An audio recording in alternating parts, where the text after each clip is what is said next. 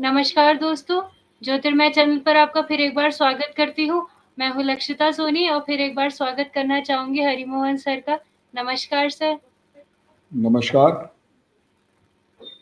Sir, आज का जो डिस्कशन आपके साथ होने वाला है वो जियोपॉलिटिकली बहुत ही इंटरेस्टिंग टॉपिक है। आज न्यूज़ में ये आया है कि ट्रंप ने जॉर्डन के किंग और इजिप्ट के प्रेसिडेंट को ये रिक्वेस्ट की है कि पैलेस्टीनियन रिफ्यूजीज को अलाउ किए। उनका मेन रीज़न ये है कि clear out city clear out होएगी, वर्चुअली क्लियर आउट होएगी गाज़ा स्ट्रिप जो है। सर, आपसे जानना चाहूँगी कि ऐसा करने के पीछे ट्रंप ने जो जॉर्डन को, इजिप्ट को और बाकी अरब कंट्रीज़ को ये रिक्वेस्ट करी है, तो इसके पीछे कोई हिडन ऑब्जेक्टिव है या जो सिर्फ वो कह रहे हैं कि एक वर्चुअली क्लियर आउट हो जाएगी सिटी, आगे जाके जो एक कन्फ्लिक्ट है, वॉर्स है, वो उन्हें अवॉइड किया जा सकता है। ये सिर्फ ये यही रीज़न है या कोई और हिडन ऑब्जेक्टिव है? जी सर।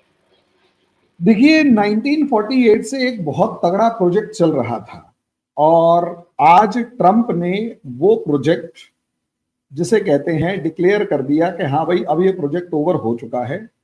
अब इसमें हमारा कोई खास प्रॉब्लम नहीं है या टेंशन नहीं है। प्रोजेक्ट क्या था? प्रोजेक्ट था वहां पर इसराइल को स्टैब्लिश करना। इसराइल को जो स्टैब्लिश करना था उसमें अमेरिका ने, और इसराइल को स्टैब्लिश क्यों करना था तो हमें ये देखना होगा कि उस पर्टिकुलर रीजन में अगर हम उठाकर देखते हैं तो हमें एक चीज नजर आएगी कि इसराइल एक ऐसी स्ट्रेटेजिक लोकेशन पर स्टैब्लिश हुआ है जहां टर्की से तो मतलब पूरा चाइना से लेकर टर्की होते हुए यूरोप तक एक लैंड रूट जाता है, जिसमें छोटा सा एक स्ट्रिप है 3 किलोमीटर या 5 किलोमीटर की, उसे छोड़ दिया जाए जो सी लेन है। बाकी कोई ऐसा नहीं है जहां पर हमारे को दूसरा डायरेक्ट सी रूट ना मिल रहा। और दूसरा मैरीटाइम रूट्स जो हैं वो मलक्का स्ट्रेट से स्वेज कैनाल होते हुए जाते हैं। और इससे हम अंदाजा लगा सकते हैं कि नॉर्थ में टर्की से जाने वाला लैंड रूट और साउथ में स्वेज कैनाल से होने वाला सी रूट, मैरीटाइम रूट। तो यहां इन दो दुनिया के सबसे इंपॉर्टेंट ट्रेड रूट्स के बीच में अमेरिका ने इसराइल को जानबूझकर एस्टेब्लिश किया ताकि उस इलाके पर अपना कब्जा बना सके, एस्टेब्लिश कर सके या पूरी दुनिया के इस ट्रेड रूट को मतलब कंट्रोल कर सके, उस पर नजर रख सके, जरा जरा से मामलों में नजर रख सके। हमें इस चीज को समझना होगा कि अमेरिका बहुत जबरदस्त लेवल की गेम खेलता है, खेल रहा था।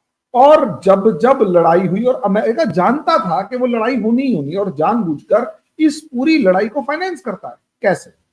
एक तरफ अमेरिका पूरी ताकत के साथ क्या करता है, इसराइल को पैसा और हथियार दोनों देता है। दूसरी तरफ अमेरिका ने जितने अरब कंट्रीज हैं सबको अपने ऊपर डिपेंडेंट बना लिया।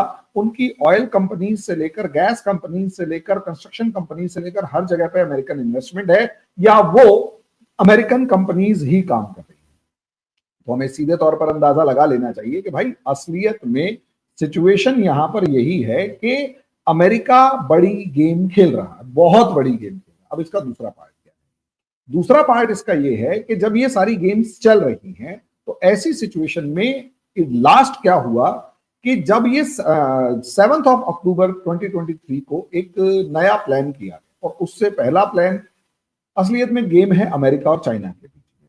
चाइना ने BRI, belt and road initiative establish कर लिया, और जैसे ही belt and road initiative establish हुआ, पूरे का पूरा जितना भी लैंड रूट था, मेनली लैंड रूट था, उस पर अलग अलग जगह पर चाइनीज डोमिनेंस एस्टेब्लिश हो चुकी। चाइना ने ट्रेड रूट्स जैसे ही डेवलप किए तो दुनिया का कोई भी ट्रक चलेगा उसका टैक्स जो है वो चाइना को मिलेगा, और अगर वो टैक्स चाइना को मिलेगा, वो सारे मैन्युफैक्चरिंग की चीजें चाइना को मिलेंगी, या टैक्स चाइना को मिलेगा, तो पैसा चाइना के पास आएगा। अभी रिसेंटली एक एग्जांपल भी है, पनामा कैनाल के ऊपर चाइना ने उसकी मेंटेनेंस और दूसरी चीजों के नाम पे अपना कंट्रोल स्टैब्लिश कर लिया। अब इससे अंदाजा लगाइए, दुनिया में कहीं पर भी चाइना का ट्रक जाएगा, वो जहाज उस पनामा कैनाल से चाहे चाइना का जहाज जाएगा तो वो तो अप्रोक्सीमेट फ्री में जाएगा, ठीक है, या नेग्लिजिबल टाइप का उससे टैक्स लिया जाएगा।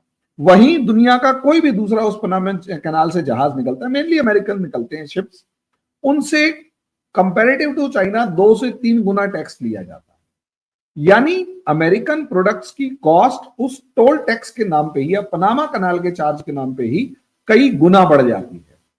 वहीं अगर दूसरी तरफ हम देखते हैं तो चाइना की जो प्रोडक्शन कॉस्ट है पहले ही कम है, ऊपर से अगर ट्रांसपोर्ट कॉस्ट भी कम होगी तो उसके चार्जेस कम हो जाएंगे, नहीं कॉम्पिटिटिवनेस सामान की बढ़ेगी।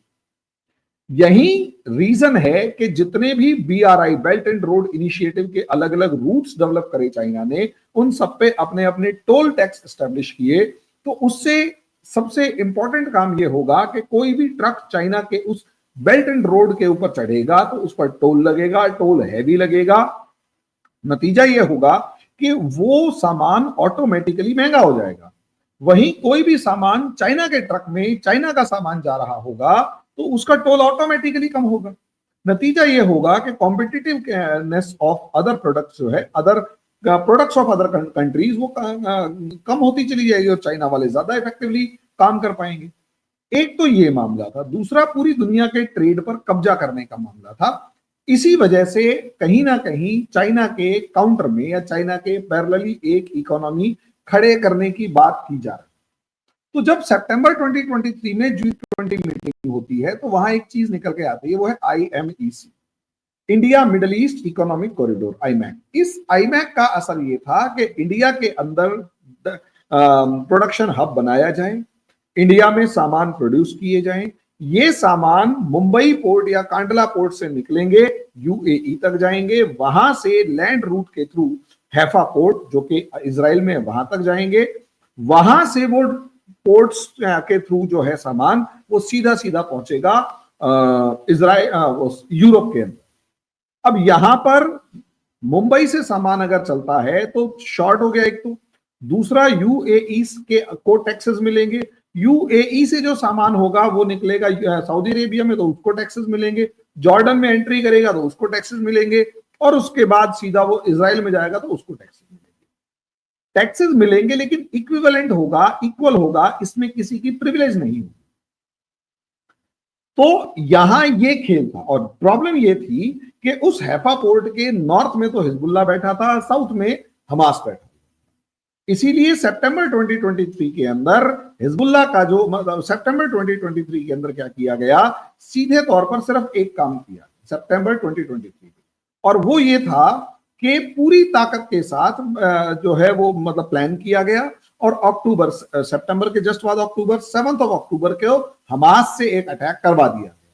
अटैक इस तरीके का करवाया गया कि भाई इजराइल मजबूर हो जाए कि अटैक करने के बाद इजराइल इतना मजबूर हो जाए कि वो पीछे हटे ही ना, और जानबूझकर एक हॉस्टेज क्राइसिस बनाए रखा कि हमास हॉस्टेज नहीं तो छोड़ेगा, और कब तक नहीं छोड़ेगा, जब तक इस पूरे गाजा को खाली नहीं कर।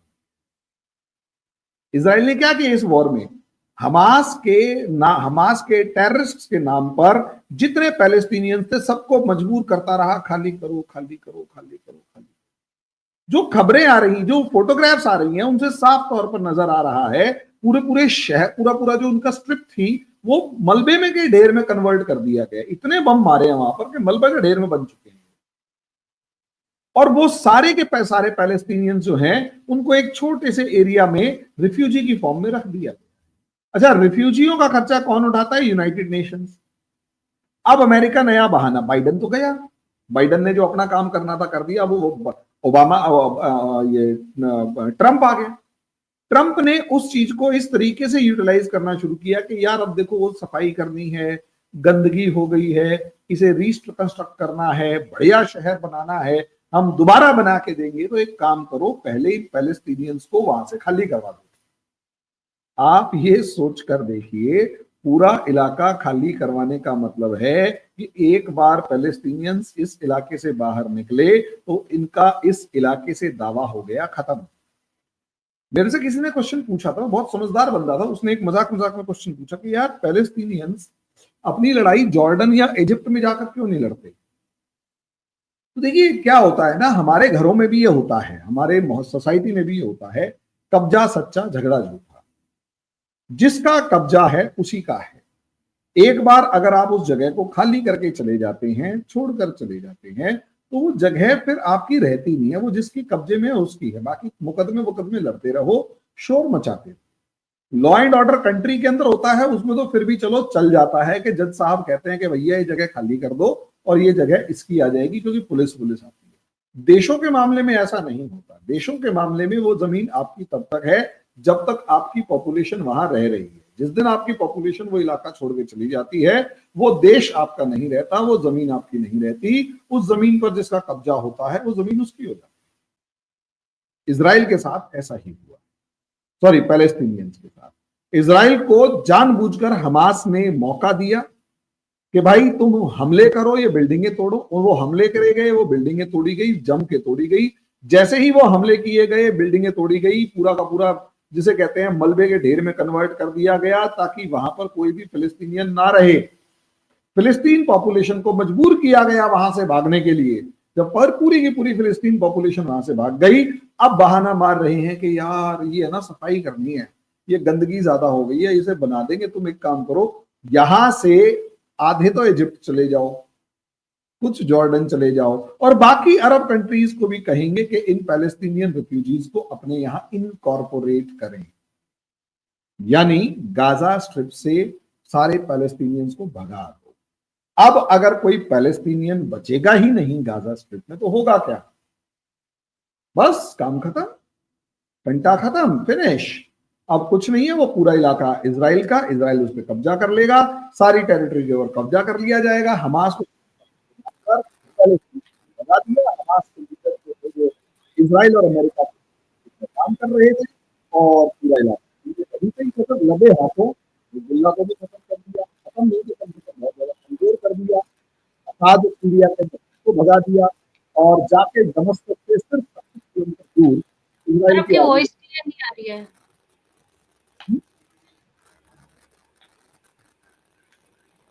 चलो कोई बात नहीं, हमास से मात्र 25 किलोमीटर दूर तक मामला सादा पकड़ हुआ, मतलब इसराइल पहुंचा हुआ, सारा एरिया कब्जे में बना।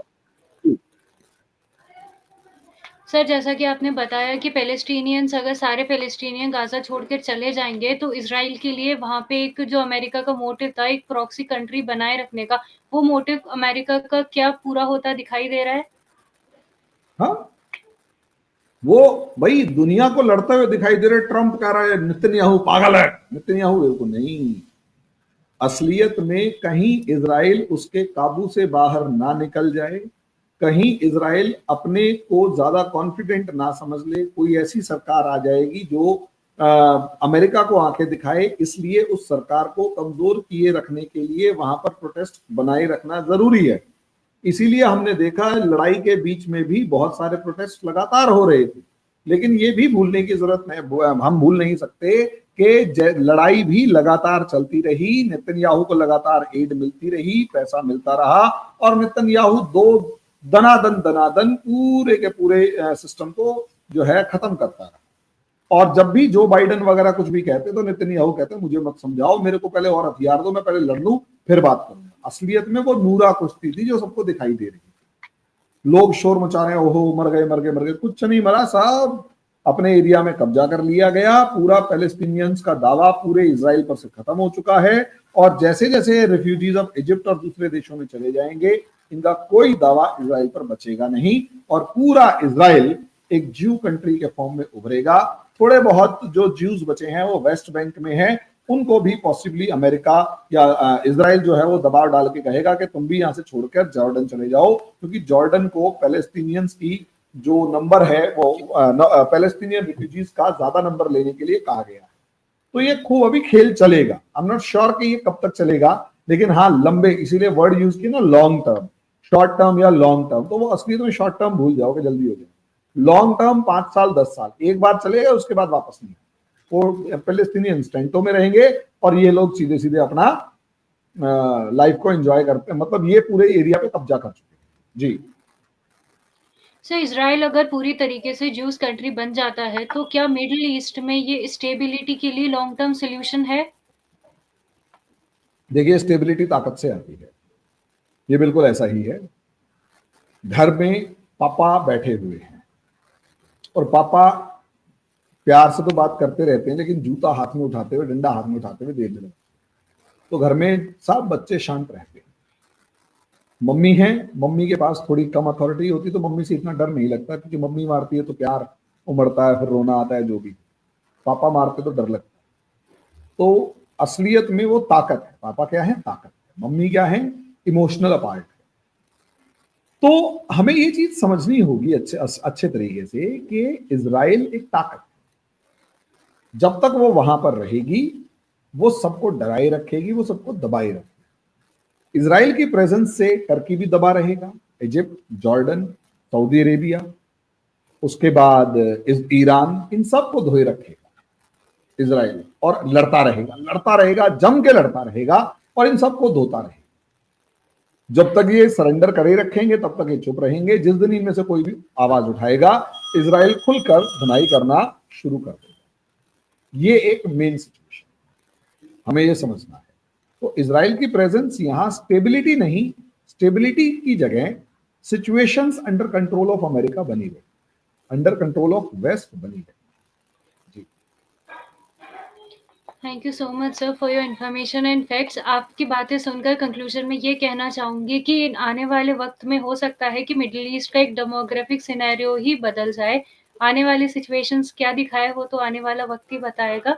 फिलहाल का ये सेशन यही एंड करते हैं, फिर आएंगे मैं आपके इसमें लिए ये नए कहना मुद्दे। चाहूंगा यशिता जी, मैं इसमें ये कहना चाहूंगा, डेमोग्राफी तो चेंज होगी ही होगी, थोड़ी सी कार्टोग्राफी ज्यादा चेंज होगी। नक्शा चेंज हो रहा है, कार्टोग्राफी, नक्शा जो चेंज हो रहा है वो इंपॉर्टेंट।